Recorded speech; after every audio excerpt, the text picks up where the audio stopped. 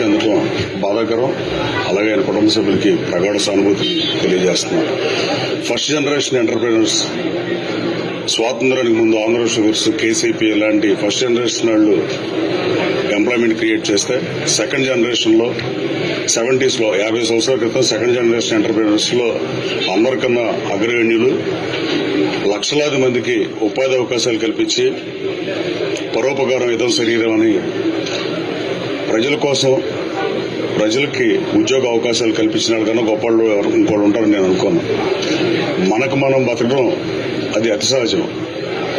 ఉద్యోగాల కల్పన, employment create చేసి employer job లో ఉండి ఆయన ఇన్ని లక్షల మందికి ఉపాధి అవకాశాలు కల్పించి 50 సంవత్సరాల నుంచి మార్గదర్శి గాని, ఈనాడు గాని, డాల్ఫిన్ గ్రూప్ గాని, రామోజీ ఫిల్మ్ సిటీ గాని అత్యంత క్రమశిక్షణతో ఈనాడు పేపర్ను గాని నడిపి ఆయన జీవితకాలం ప్రజలతో